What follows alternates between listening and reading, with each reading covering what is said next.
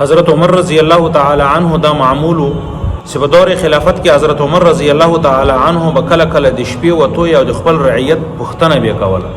یو ورځ حضرت عمر رضی الله تعالی عنہ د شام نه راغی، د شپې د خپل رعیت د پوښتنې لپاره دی ویازي ووته چې زه خپل رعیت وګورم، خپل علاقه کې خلک وګورم چې خلک په کوم حالت کې دي. حضرت عمر رضی الله تعالی عنہ د شپې ګرځي په یو خیمه نظر ولګید چې لارې یو دیوه یو چراغ کې بلیز. حضرت عمر رضی الله تعالی عنہ دیغه چراغ طرف ته روان سه، دیغه خیمه طرف ته روان سه، دیغه خیمه ته ورغی سی وس پنګیر بډای کې ناشته ده. حضرت عمر رضی الله تعالی عنہ سلام ورواچاو، بډای ورته فرمایي سه څوک او د حضرت عمر رضی الله تعالی عنہ په باره کې پوښتنه تیر وکړه چې عمر له شام نه راغی کنه راغی. حضرت عمر رضی الله تعالی عنہ ورته فرمایل چې هغه خو د شام نه راغلی ده. د سپنګیری بډای ورته فرمایي چې الله رب العزت د حضرت عمر سره خو نکی. عمر رضی الله تعالی عنہ ورته فرمایل چې ولی بډای حضرت عمر رضی الله تعالی عنہ ته دی ولی دا خبره وکړه.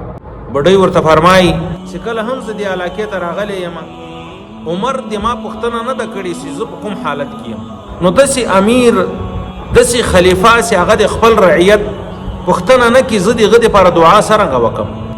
حضرت عمر رضی الله تعالی عنہ د بډای ته فرمایي چې ای بډای عمر ته څه معلومات ته چې ته په دې صحرا کې په دې دشت بیابان کې پرته یې، عمر ته خدا معلومات نسته چې بډای چیرې پرته ده. بډای ورته فرمایي چې عمر ته دا معلومات نسته، نو عمر بیا ولې خلې په قیدو یا ولې خلافت ورخیستو چې عمر ته د خپل رعیت معلومات نسته نو نه به خلې په قیدو. حضرت عمر رضی الله تعالی عنہ کله د بډای دا خبره واورېدله نو حیران او پریشان او دا خبره وکړله چې عمره لتانه هر یو سړی زیات پوه ده، هر کس لتانه زیات پوه ده، زیات علم لري. بیا حضرت عمر رضی الله تعالی عنہ دی بډای ته یای چې ای بډای حضرت عمر رضی الله تعالی عنہ لجانب نه سلتا سره کوم زیاتای سوی ده، کوم ظلم در سره سوی ده، دغه ظلم لتانه ز اخلم دا په سو باندې په ما باندې خرڅي. بډای ورته فرمایي چې ځوانه په ما باندې مسخره ما واده، ما سره مزاح مکه، ما سره ټوکی مکه. عمر رضی الله تعالی عنہ بار بار ورته فرمایي چې زه غپ نه در سره لګوم، زه مزاح نه در سره کوم، دغه زیاتای سره تا سره سوی ده. د حضرت عمر رضی الله تعالی عنہ له جانب نه دغه زلتانه اخستل غواړم.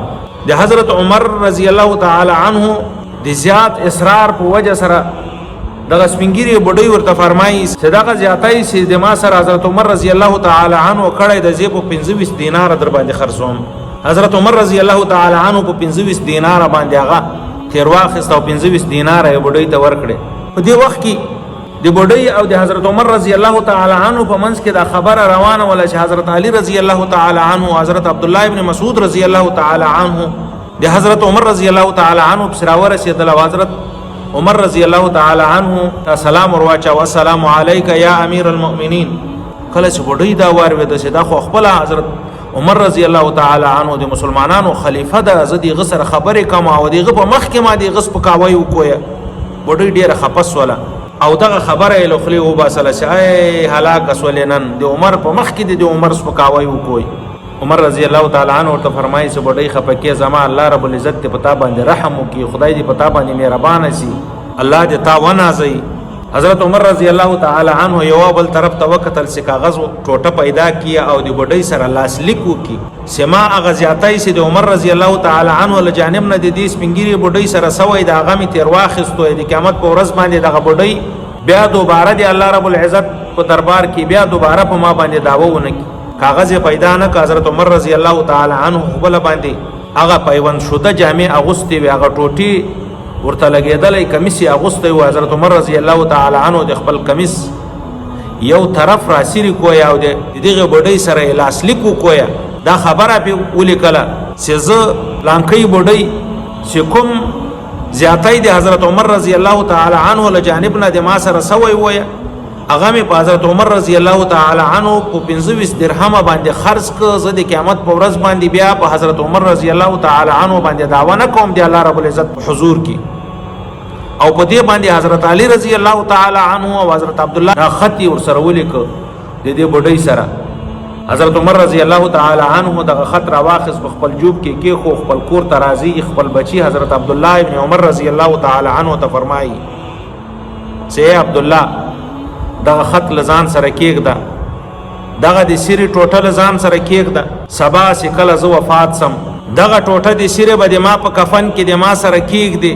د قیامت په ورځ باندې چې کله د الله رب العزت دربار ته ورځم، د الله رب العزت حضور ته ورځم، دغه ټوټه به د الله رب العزت په حضور کې پیش کومه چې د دغه بوډۍ سره چې کوم زیاتی د مال جانب نه سوی ویه هغه ما په 25 درهمه باندې اخیستی او په دې باندې حضرت علی او حضرت عبدالله ابن مسعود رضی الله تعالی عنه دغه گواهان موجود دي. دومره خوف و دغه خلکو په زړه کې، دومره خشیت و، دومره ډار و د الله رب العزت